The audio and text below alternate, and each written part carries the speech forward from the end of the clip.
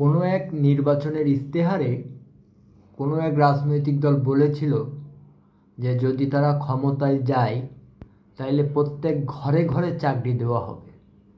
তো সেটা কতটা সফল হয়েছে তা আমি জানি না, তবে সেটা যে পুরোপুরি সফল হয় নাই তার প্রমাণ এই মার্ক জুকারবার্গ। ইনি চেষ্টা করতেছে অবিরত যে বাংলার প্রত্যেক ঘরে ঘরে যেন ইনফ্লুয়েন্সার, কন্টেন্ট ক্রিয়েটর জন্মগ্রহণ করে, যেমন আমি। বুঝছেন তো ব্যাপারটা? তো এটা বড় বিষয় না, বড় বিষয় হলো তাইলে তো আমি করিমের কাছে অনেক টাকা পাই। তো এই করিমের কাছে অনেক টাকা পাওয়া নিয়ে যে ঘটনাটা, সেটা হলো বলি, শুনেন, মনোযোগ দিয়ে শুনেন। তো এক বন্ধু বেশ ভালো টাকা বেতন পায়, বেশ উচ্চ লেভেলের চাকরি করে।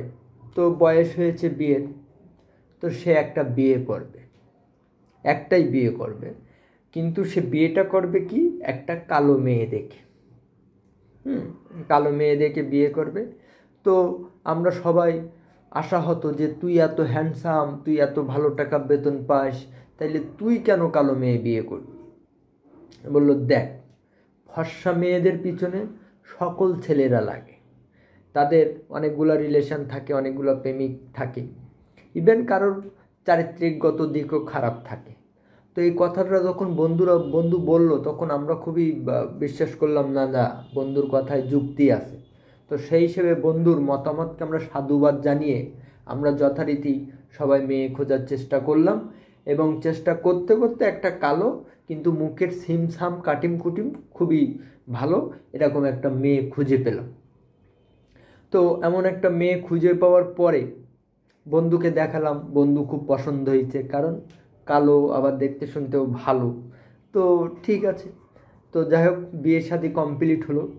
বিয়ে শাদী কমপ্লিট হওয়ার পরে গ্রাম থেকে বউকে নিয়ে বন্ধু শহরে আসছে। তা শহরে এসে একটা বড় পার্কে গেছে ঘুরতে। পার্কের বিভিন্ন কানাই থাকে না, ওই যে বড় বড় গাছ ঝোপ, যে গাছের আড়ালে বসলে এ সাইডটা ওই সাইডটা কেউ দেখতে পায় না। তা বন্ধু বউ নিয়ে গেছে বাগানে, তো একটু নিরিবিলি সময় কাটানোর জন্য ওই ওই ধরনের গাছের পাশে বসতে যাচ্ছে। তো যখনই বসতে যায় তখনই দেখে যে যুগল বা কপতি কিছু না কিছু একটা করছে। তো বউ তাকে জিজ্ঞাসা করে যে এরা কি করছে? বন্ধু বলে, ও কিছু না, তুমি চলো। কারণ বন্ধুর মনে ওই একটা প্রশ্ন আছে যে গ্রামের সহজ সরল মেয়ে এসব খারাপভাবে নেবে, কি দরকার, তখন আমাকে খারাপ ভাববে। তো এক ঝোপের পাশ থেকে আর এক গাছের গোড়ায় বা আর এক ঝোপে বসতে যায়। তো দেখে যে কিছু না কিছু একটা করছে। তা বন্ধুর বউ জিজ্ঞাসা করে যে ওরা কী করছে? এভাবে কয়েকটা ঝোপের পাশে বসার পর যাওয়ার পরে দেখে যে এই অবস্থা। তো বন্ধু প্রত্যেকবারই একই প্রশ্ন ফেস করে। তো ফেস করার পরে বন্ধু উত্তর দিচ্ছে, দেখো, ওরা এইসব করিয়া টাকা নেয়। হ্যাঁ, ওই মেয়েরা আছে যারা ওইসব করে, ওরা টাকা নেয়, টাকার বিনিময়ে এসব করে। তখন বন্ধুর বউ হতবাক হয়ে গেল, হতবাক হয়ে বলতেছে, কি বলো, এইসব করলে টাকা দেয়? তো বন্ধু বলতেছে, হ্যাঁ, এইসব করলে টাকা দেয়। তখন বন্ধুর বউ বলতিস, হায় হায়, তুমি এটা কি বললা? তাহলে তো আমি করিমের কাছে অনেক টাকা পাই।